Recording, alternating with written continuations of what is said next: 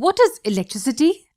It is simply the rate of flow of electric charge, which means it is the amount of charge flowing through a particular area in unit time. More the charge flowing in unit time, more will be the electricity. If net charge Q flows across any cross-section of a conductor in time t, then the electric current through that cross-section is given as Q over T. It's the net charge that flows across a cross-section in time t.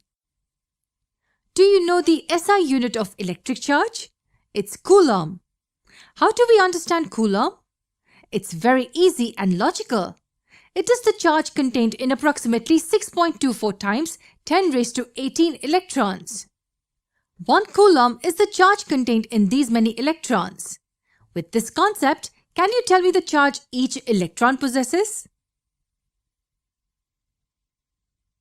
It will be 1 over this number, which will equal approximately a negative charge of 1.6 times 10 raised to negative 19 Coulomb. And the time, which is the denominator, is measured in seconds. So what will be the SI unit of current? The SI unit of charge is Coulomb and that of time is seconds. So the SI unit of current will be Coulomb per second. And this Coulomb per second is given a special name. It's called Ampere and it's named after the French scientist André-Marie Ampere. 1 ampere is constituted by the flow of 1 Coulomb of charge per second. Sometimes the quantities of current are not very large. They are expressed in milliamperes or microamperes. And how is current measured? Let's look at a schematic diagram of a basic electric circuit to understand that. This is the diagram of a typical electric circuit. This is a cell and this is a bulb. What we see here is a plug key. A plug key, like a switch, tells us if a circuit is closed or not. This sign means it's closed and this one means it's open. And what we have here is the ammeter. What does it do? It is an instrument which measures electric current in a circuit. The ammeter is always connected in series in a circuit through which the current is to be measured.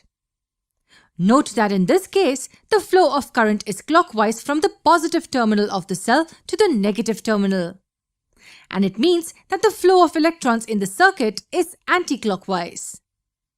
So these were the basics of how electric current can be measured. In the next lesson, we will solve a word problem based on this concept.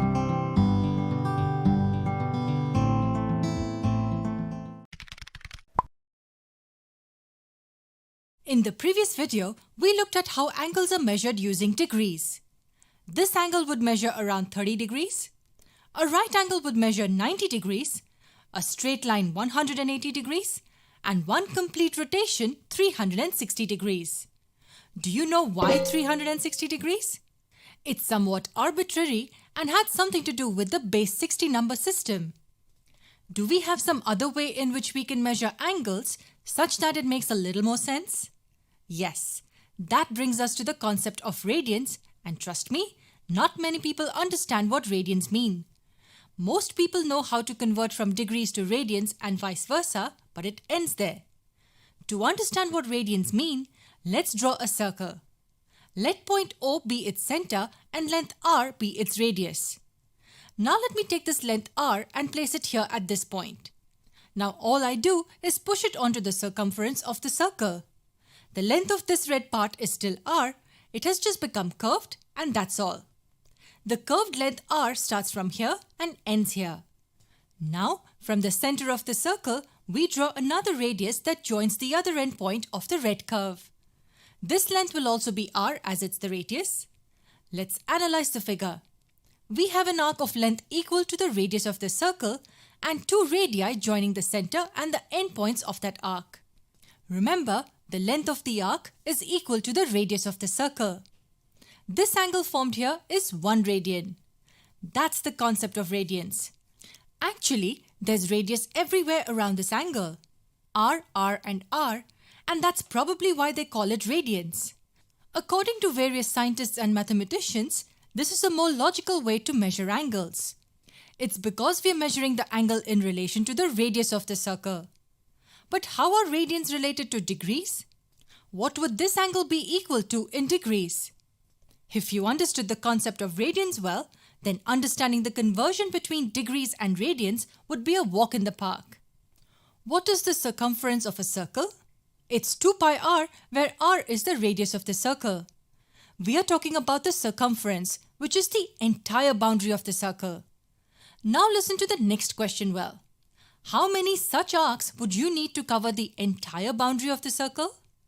Let me repeat the question. How many such arcs of length r would you need to cover the circumference of the circle? Pause the video and see if you can work through this on your own.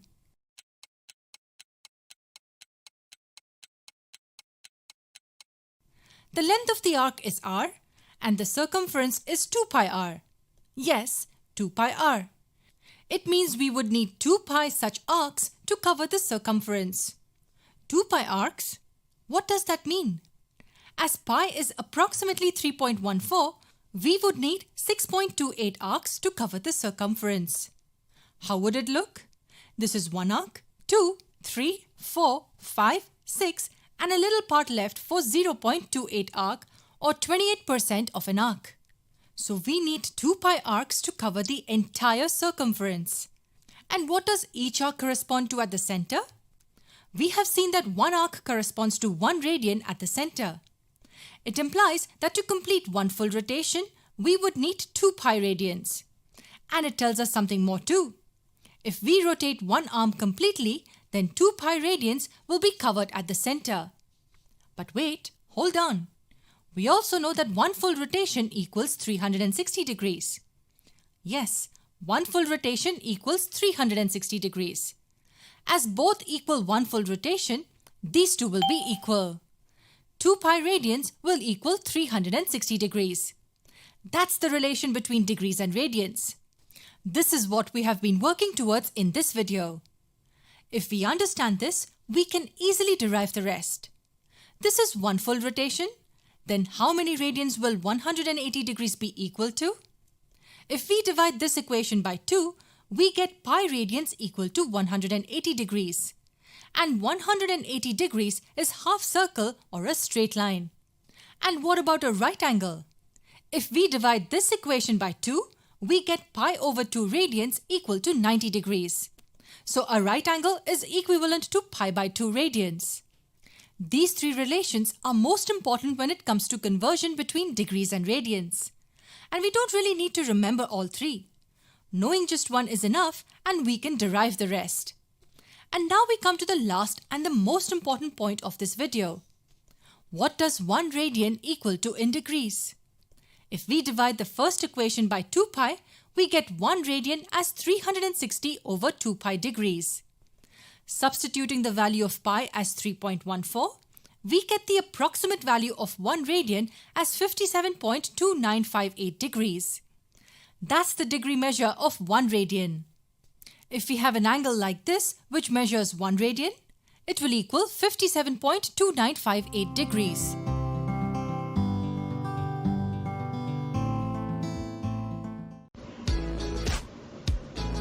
Measurement. Physics is the study of natural and natural phenomena. Physics is considered as the base of all science subjects. Physics is based on experimental observations. The principle and observations allow us to develop a deeper understanding of nature. Measurement is the process of finding an unknown physical quantity by using a standard quantity. System of units. People in various parts of the world are using different systems of units for measurements. Clocks are used to measure time intervals. So many clocks were used from the ancient time.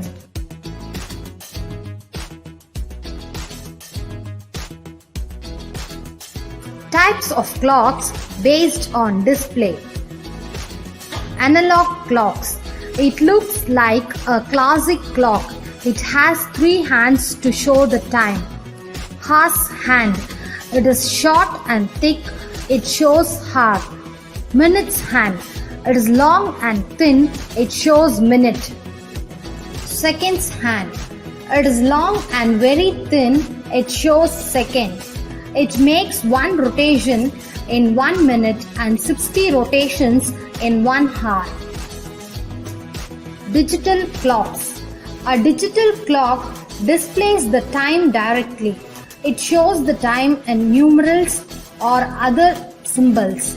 Recent clocks are showing date, day, month, year, temperature, etc. Digital clocks are often called as electronic clocks. Types of clocks based on working mechanism. Quartz clock. These clocks are activated by electronic oscillations which are controlled by a quartz crystal. The frequency of a vibrating crystal is very precise, so the clock is more accurate than the mechanical clock. These clocks have an accuracy of 1 second in every 10⁹ seconds. Atomic clock. These clocks are making use of periodic vibrations occurring within the atoms. The clock an accuracy of 1 second in every 10⁻13 seconds. Physics is the study of natural and natural phenomena. Physics is considered as the base of all science subjects. Physics is based on experimental observations. The principle and observations allow us to develop a deeper understanding of nature. Measurement is the process of finding an unknown physical quantity by using a standard quantity. System of units. People in various parts of the world are using different systems of units for measurements. We use 3 things for a perfect measurement. They are an instrument, a standard quantity, and an acceptable unit. Accuracy in measurement. Measurement is the base of all experiments in science and technology. The value of every measurement contains some uncertainty. These uncertainties are called as errors. The difference between the real value and the observed value is called an error. Accuracy is the closeness of a measured value to the actual value or true value. Precision is the closeness of 2 or more measurements to each other.